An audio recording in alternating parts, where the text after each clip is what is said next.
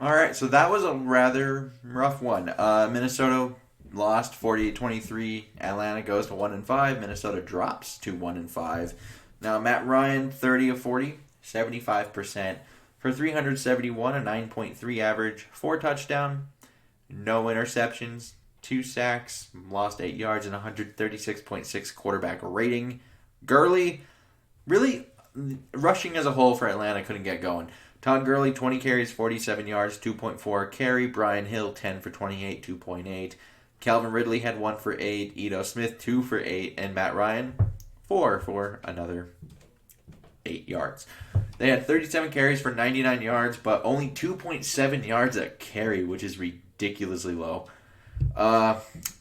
Reception wise, Julio had himself quite the day, did he not? 10 targets, 8 catches for 137 yards, 2 touchdowns, and a 17.1 average, and a 40-yard score on 4th and 3 is a long. Russell Gage, 4 of 4 for 65. Calvin Ridley, 6 of 7 for 61 and a score. Hayden Hurst, 4 for 4, 57 and a score. Todd Gurley, 3 of 4 for 20. Ito Smith, 1 target, 1 catch for 17. Brian Hill, 2 for 2 for 6. Christian Blake, 1 of 2 for 5. And Keith Smith, 1 of 1 for 3. Now, they were 9 of 17 on third down, which is 53%. Minnesota was the first-ranked third down defense coming into this day. Probably not holding up after today. 2 of 3 in the red zone, 67%. They were +2 in the turnover margin, and they held the ball for 40 minutes and 7 seconds, very reminiscent of the first 2 weeks there. 5 penalties for 25 yards. Now, Minnesota, Kirk, we'll go through the numbers, then we'll have a little conversation about that. 24 completions on 36 attempts, 67% for 343 yards, 9.5 average. 3 touchdowns, but 3 interceptions. He was sacked once for 10 yards and a quarterback rating of 90.4. Now, in the run game, they were missing Dalvin Cook. It became very apparent very quickly. That was going to be a problem. Madison, 10 carries for 26 yards, 2.6 yards a carry. Amir Abdullah, 2 for 7. Boone, 1 for -1. 13 carries for 32 yards and a 2.5 average, with Madison having a long of 16 as a long of the day. Not even close otherwise. The next closest was 4. Now, Jefferson also had himself a pretty good day. 11 targets, caught 9 of them for 166 yards and 18.4 average and 2 touchdowns. Irv Smith finally getting involved these last couple of weeks here. 4 receptions on 5 targets for 55 yards. Thielen, 3 of 5 for 51 yards and a score. Rudolph, 3 of 4 for 47 yards. Beebe got 5 targets, caught 2 of them for 13 yards. Boone, 1 for 1 for 6. Madison, 1 of 2 for 4. Abdullah, 1 of 2 for 1. Now they are 3 of 10 on third down, so 30%. 2 for 3 in the red zone, like Atlanta, also 67%.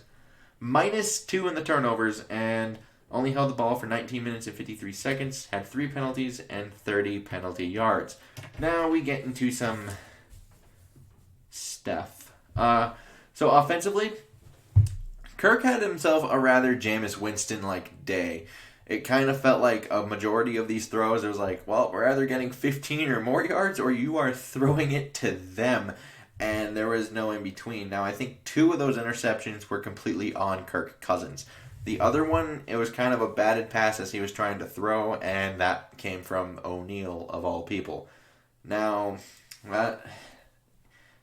Kirk just didn't look comfortable, though, at all. It was one of the better pass protection days, and that's a little concerning. But sticking with the offensive line, Ezra, I think, for the most part, did okay-ish. It's certainly an improvement over Drew Samia, I think, but he did get obliterated on that one play. However, we see Samia get obliterated on most plays. So it's good to see that that didn't rear its head as much. And I do think we saw some communication and synergy kind of issues, which is something I think you would expect when you put a player who hasn't started a game yet at all in the middle of the season, wasn't really practicing with these guys the entire time. And something to throw out there, he's never played on the right side. He's always been a left side player. This was my concern going into this game. Like, if they were going to play Ezra, if they were going to play him at right guard, I wasn't really thrilled with that idea because I wasn't convinced his skill set can go into guard in the first place. So I would have liked them to put the young kid, at least on the side he's more comfortable at, which they did not. So even though I still think even with that kind of thing going on, he was still much, much better than Drew Samia, which is nice. Now, Jefferson, he's looking like a star. Like, it's hard for me to think that Rager went over him at this point because he's looking like he's going to be really, really good for many, many years.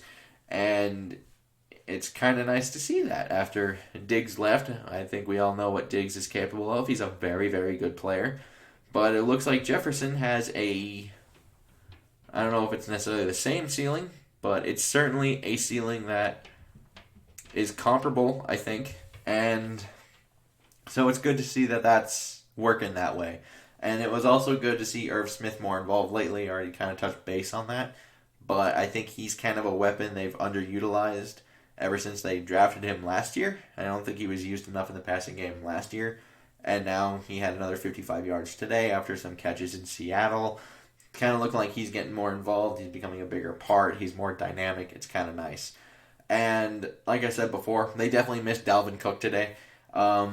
Teams just tend to play Minnesota much differently when it comes to 33 being on the field and 33 being off the field. When 33 is not on the field, teams have a tendency to zone out some more. They can attack some of those deeper routes, some of those deeper crossers that Minnesota likes to run. And there's not as much threat of the run game because Dalvin Cook, a lot of times, if the run blocking isn't there, he can make your offensive line right. Madison doesn't necessarily have that trait, which is why I was saying coming into this game, a thing that you need to look for, well, what they should have been trying to do is establish Madison early because unlike Dalvin Cook, you weren't given that respect immediately when you start the game where they're kind of like, we know what Dalvin Cook can do. He's really good. We got to stop that. But when Madison's in the game, they're going to try to ask you to beat them with Madison. They're not going to be afraid of Madison, maybe. It's like maybe, all of a sudden Thielen and Jefferson become much, much larger threats. And that's kind of what we saw early today and part of the reason why I think Kirk might have been uncomfortable. And with Dalvin Cook on the field, maybe they actually score on that turnover on downs. Who knows? Dalvin Cook is also a big reason why this team's been really good in the red zone this year. So maybe that's something they do. Keep in mind in Seattle, there was a different red zone, falter with Madison at the helm. Once again, with Dalvin, maybe that can even turn into a score. Who knows? But the turnover on downs early in the red zone, like in the first half, when they recovered the fumble, they drove down, and it was like on the 1 or the 2, and they stalled out a turnover on downs there. I think that was a momentum shifter, and they just never got it back on offense, and it was a problem. Defensively, honestly, I'm not really seeing much of the Dantzler hype still. I knew there was a lot of it, but ever since he's gotten on the field, I don't see too much of the reason why. And both he and Gladney did struggle today. Don't get me wrong, Dantzler wasn't the only one struggling in the back end, but it seems like a lot of times his mess-ups tend to be a lot bigger because even that first touchdown to Julio, what you saw was kind of a lack of awareness because typically you see defenders, those corners, they're kind of protecting inside to outside based on where they are on the numbers. Because if they're outside the numbers, like actually the number on the field, typically you see them shade more inside because there's more space there because, typically you run a route with more space to go. So if he's lined up outside, there's more space on the inside, which means likely it's an inside route. However, Julio lined outside the numbers, and he went on a corner route to the outside. And with Dantzler technically playing that inside technique wasn't entirely wrong, but where you get into the awareness part of it is he did have Harrison Smith over the top, And at that point, you need to recognize, take outside leverage, because inside leverage is taken by number 22 right there. So it's just like I keep seeing awareness issues with him there. Where Gladney, a lot of the issues I see are maybe deeper down the field. He might be short by a step or two, but part of me is more willing to forgive it just because I know he's coming off of a meniscus repair. So he may not be completely as fast as he should be, if that makes sense. So, yeah. I think they also missed Hunter and Pierce today. Just that defensive line as a whole. I think they really, really missed it. It kind of seemed like there was very limited pressure. Unless they were getting the sack, the pressure was almost non-existent. That's something like when you can slide the line to only Ngakoue, that's when you get problems. And rush defense was actually pretty good today, though. They held both Gurley and Brian Hill to a combined 2.5 yards a carry. So, really good there. And there was just too many big plays, too many third down conversions allowed. They couldn't get off the field. Young defense stuff there. But overall, it was a pretty rough one because I really thought they could actually get this win before this game started. And Kirk just doesn't look comfortable at all. Despite this being one of the better protection days, like I mentioned, it just isn't there. He doesn't look like he's trusting what he sees. He's kind of just, instead of throwing to open guys, we're throwing to triple coverage. Don't know why veteran quarterback is doing that. That's a real big concern.